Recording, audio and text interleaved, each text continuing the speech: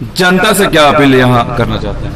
मैं आपके news channel के माध्यम से पूरे मांझी विधानसभा क्षेत्र की जनता को यह अपील करना चाहता हूं कि वह एक बार लोगों को चिन्हे, परखे, जाने, भुलावे भटकावे में न आवे, दिखावे में मत आवे।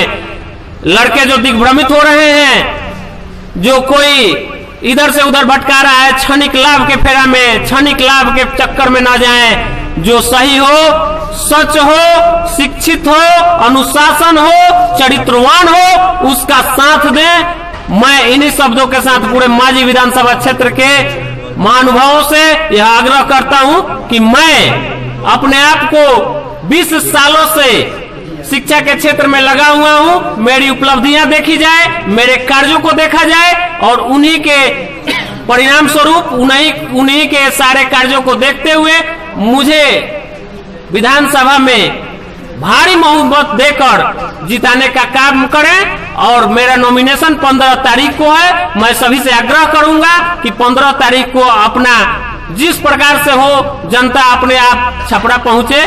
नॉमिनेशन में तो कम लोगों की जाने की व्यवस्था है, 5 ही लोग जाएंगे, लेकिन अब बिहार में चुनाव की जो प्रक्रिया है, लोग नहीं रहेंगे तो लोग कहेंगे कि भाई इनका साथ लोगों में नहीं खे। तो एक और उपाय जब हम जनता से सहयोग मांगेंगे कि सभी लोग मेरे साथ आए और मेरे नॉमिनेशन में कम से कम साथ ना तो अगल बगल में रह के मेरा हौसला अफजाई करें और मुझे मांझी विधानसभा से विधानसभा में वो अपना बहुमूल्य वोट देकर मुझे विधानसभा भेजने का एक बार मौका दे। मैं उनके सारे समस्याओं, उनके सोच और उनके कहे हुए कार्यों पर बिल्कुल ही खरा उतरूंगा, यह मेरा दावा है। इसी के साथ मैं सभी को प्रणाम करता हूं। धन्यवाद सर, आप लोगों ने देखा। मैं कैमरामैन नीतीश के संग राजेश, नमस्कार। विधानसभा से जीत पाएंगे?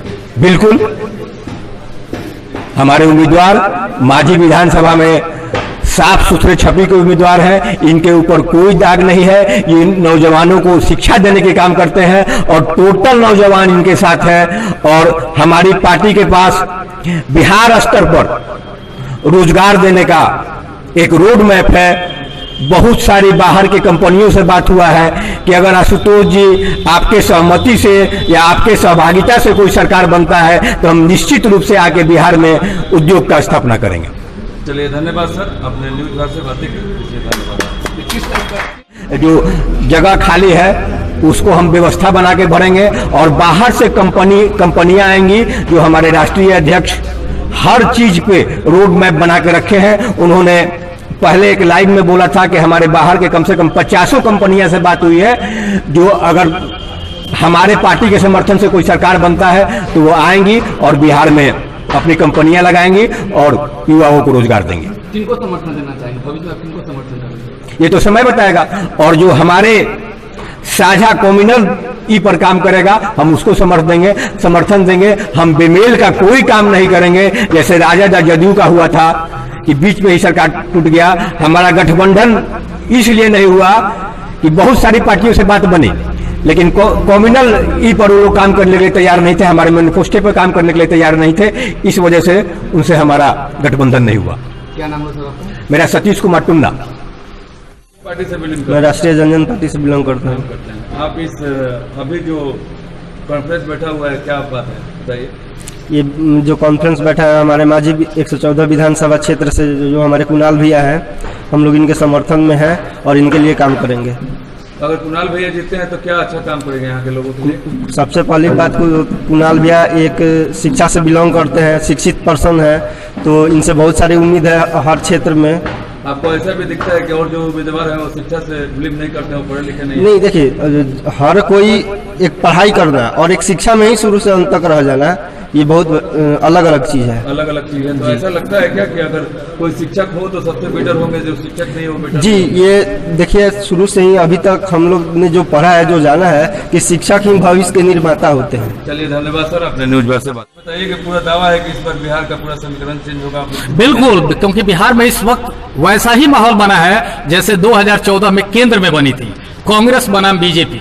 तो आज क्या है, आज भी एक वैसे ही लहर बनी है। जनता परेशान हो चुकी है 15 साल से, बदलाव चाहती है और बदलाव प्रकृति का नियम है। Changes is the rules of nature.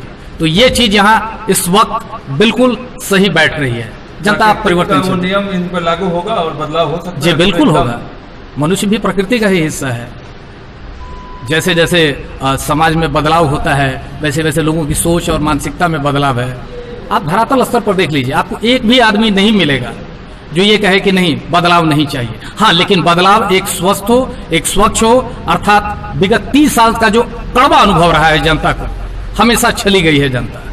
हालांकि कुछ हद तक मैं जनता को भी दोषी दूंगा, क्योंकि हमारे यहाँ की जनता में वैसे जनता जनार्दन होती है, भगवान का स्वरूप होती है, क्योंकि लोकतंत्र में जनता मालिक है, बिना उनके आशीर्वाद से आपको कुछ भी प्राप्ति नहीं होने वाली।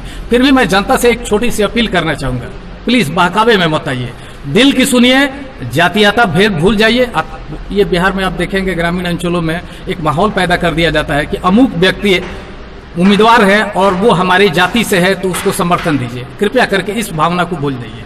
आप व्यक्ति की छवि को देखिए, कुणाल जी की छवि को देखिए, तो ये जाति समीकरण को थोड़ा सा इसको साइड कीजिए। कब तक ये चलेगा? बदलाव चाहिए, बिहार में एक अच्छा माहौल चाहिए। अगर आप चाहते हैं कि आपकी जिंदगी आने वाले समय में अच्छी हो, समाज में समरसता कायम रहे।